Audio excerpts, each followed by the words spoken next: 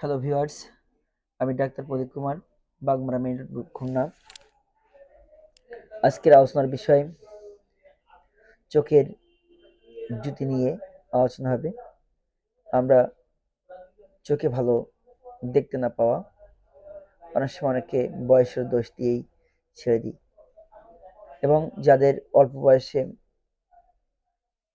চোখে দেখতে না পাওয়া, কম দেখতে পাওয়া, এই সকল রোগ নিয়ে আমরা বহু আই স্পেশালিস্টের কাছে যেয়ে থাকি, বহু চিকিৎসায় শরণাপন্ন হয়ে থাকি, কিন্তু তেমন কোনো সুফল পাই না।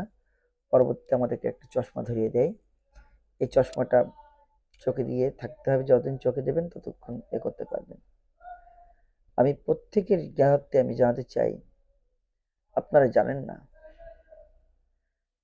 চোখের দৃষ্টিশক্তি কমে গেলে মহাত্মা হানিম্যানের মহান সত্য জ্ঞান এবং আবিষ্কার মানুষের কল্যাণে কত ফলপ্রসূ রাখে আমি দেখেছি। আমার নিজের আমি ব্যবহার করে দেখেছি, এবং অনেক বাচ্চা থেকে শুরু করে যারা 14-15 বছর বয়স থেকে শুরু করেও যারা ওল্ডেস্ট, তাদের আমি ব্যবহার করে দেখেছি। তারা অনেক সুফলের কথা আমাকে বলেছেন যে, বাবু অনেক উপকার পেয়েছি, বহু ডাক্তার দেখিয়েছি, তেমন সফলতা পাইনি, কিন্তু আপনি যে কী ওষুধ দিলেন, অল্পের ভিতরে আমি মুক্তি পেয়ে গেলাম। আমি আপনাদেরকে প্রত্যেকের জানাবো যে চোখে যদি মনে করেন যে আমার দূরের জিনিস দেখতে সমস্যা হচ্ছে না, কিন্তু কাছের জিনিসটা আমি দেখতে পাচ্ছি না, তখন সেক্ষেত্রে আপনি অবশ্যই মনে করবেন যে আমার চোখের কোনো না কোনো সমস্যা দেখা দিচ্ছে। আমাদের চোখের লেন্সগুলোর উপরে অনেক সময় আমরা ছানি বলে থাকি, বা অনেক ধরনের, না ছানির বাইরেও অনেক সময় আমাদের নার্ভগুলো বা ভেনগুলো যখন ভালো কাজ না করতে পারে, তখন কিন্তু এরকম ধরনের প্রবলেম দেখা দিয়ে থাকে।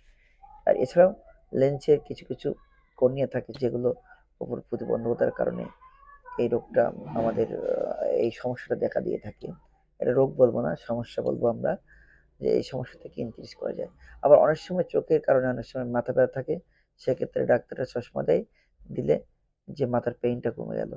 আসলে যে আমরা অনেক সময় জানি না যে মাথাটা ব্যথা করছে কেন, কারণ ছাড়া তো কার্য হয় না।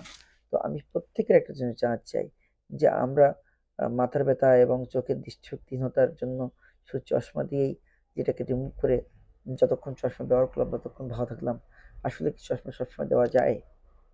না। এটা একটা বিরক্তিকরও হতে পারে। তো যাই হোক, আমি বলতে চাই, চোখের ভালো চিকিৎসা নিলে, হোমিও চিকিৎসা নিলে অবশ্যই অবশ্যই আপনি ভালো সফলতা পাবেন, সুফল পাবেন। আপনি পুনরায় আগের পূর্বের মতনই দেখতে পাবেন। আমি তার প্রমাণ করেছি। তো আমি এই মুহূর্তে কয়েকটি ওষুধের নাম আপনাদেরকে বলবো। প্রথম হচ্ছে ফসফরাস ওষুধটা অবশ্যই খাবেন। দ্বিতীয়ত হচ্ছে ক্যালকিরা ফস। তৃতীয়ত হলো টেলিফস। আপনি ৩ টে ওষুধ ব্যবহার করলেই খুব সুফল পাবেন। আমি দেখেছি বহু মানুষের উপরে ব্যবহার করে।